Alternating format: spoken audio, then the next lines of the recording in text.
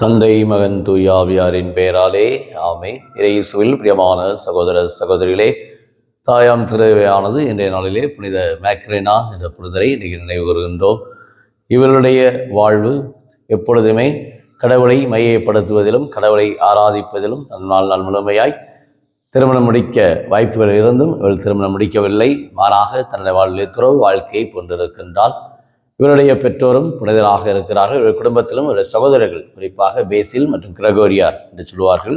இவர்கள் இருவருமே நம்முடைய திருவையிலே போற்றக்கூடிய ஒரு புனிதராக தங்களுடைய வாழ்விலே வாழ்ந்திருக்கின்றார்கள். ஆகவே அவருடைய குடும்பத்தில் இருக்க எல்லோருமே அந்த புனித நிலையை பெற்றிருக்கின்றார்கள். அந்த அளவுக்கு புனித மேக்ரேனா வாழ்விலே கடவுளுடைய உடனிருப்பும் பராமரிப்பும் பாதுகாப்பும் தன் வாழ்நாளிலே பெற்றிருக்கின்றால் அமைதியை விரும்பக்கூடிய ஒரு துறவியாக தன் வாழ்நாளிலே வாழ்ந்திருக்கின்றார்.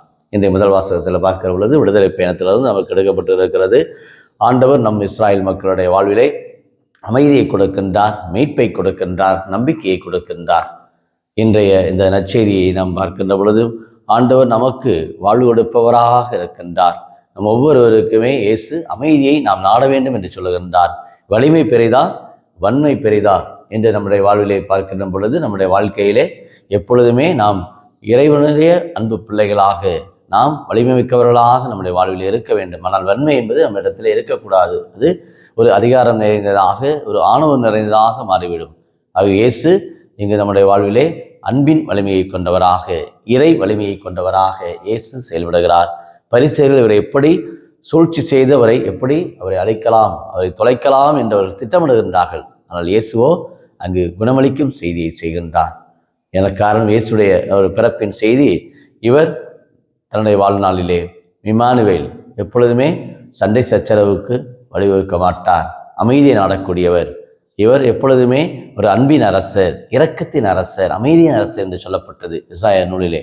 அந்த அளவுக்கு இயேசுடைய வாழ்வு ஒரு அமைதி நிறைந்த வாழ்வாக, எப்பொழுதுமே பிறரிடத்திலே ஒரு எதிர்ப்பு உணர்வை தன்னுடைய வாழ்விலே காட்டக்கூடியவர்களாக அல்ல, மாறாக நேர்மறையான எண்ணங்களை விதைப்பவர் தான் நம் ஆண்டவர் இயேசு. அமைதியை நாடக்கூடியவராக இருக்கிறார்.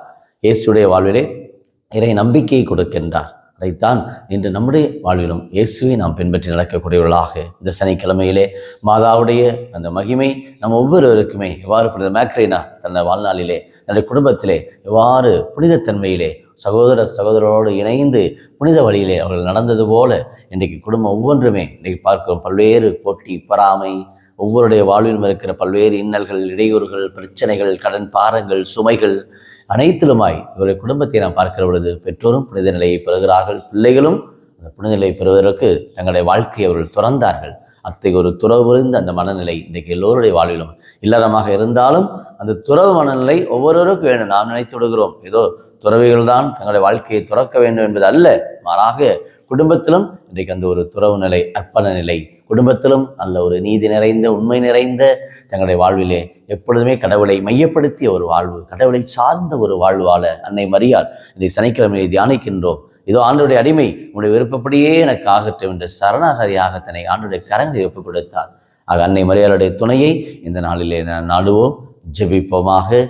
அன்பின் பரலோக பிதாவே, அப்பா இயேசுவே, அருமையான இந்த நாளுக்காக நன்றி கூறுகிறோம். இந்த ஜூலை மாதத்துடைய இந்த 19 நாளாகிய இன்று உம்முடைய இறை ஆசீர், இறை வல்லமை, இறை பாதுகாப்பு நாங்கள் எப்பொழுதுமே அமைதி நிறைந்தவர்களாக நாங்கள் இருப்பதற்கு, இந்த உலகத்தையும் நாங்கள் அமைதிப்படுத்த பண்படுத்த எப்பொழுதுமே பண்பால் வார்த்தைகளால், கனிவான வார்த்தைகளால் நாங்கள் உறவை மேன்மைப்படுத்தவும், எவ்வாறு இயேசுடைய அந்த பரிசேய மத்தியிலும் இயேசு குணமளிக்கும் நற்செய்தியும் இறையாட்சியை பற்றி அவர் அறிவித்து நேர்மறை எண்ணங்களை விதைத்தார். எதிர்மறை எண்ணங்களை அல்ல, மாறாக நேர்மறையோடு நாங்கள் வாழ்வதற்கு எங்களுக்கு தேவையான சூழ்நிலையிலும் எங்களுடைய அன்றாட வாழ்க்கையினுடைய அருள்வளமும் பொருளும் தந்து ஆசீர்வதிக்க முடிந்ததுனால சனிக்கிழமை யூடியூபில் ஜெபிக்கிற ஒவ்வொரு குடும்பத்தாருமே அன்னை மரியாளுடைய நற்பண்புகளை, அன்னை மரியாளுடைய வாழ்வை, மதிப்பீடுகளை பின்பற்றி நடக்க தேவையான அருள்வரங்களை கொடுக்கும்படி, ஆசீர்வதிக்கும்படி, குடும்பங்களை வழிநடத்தும்படி கிறிஸ்து வழியாக மன்றாடுகிறோம்.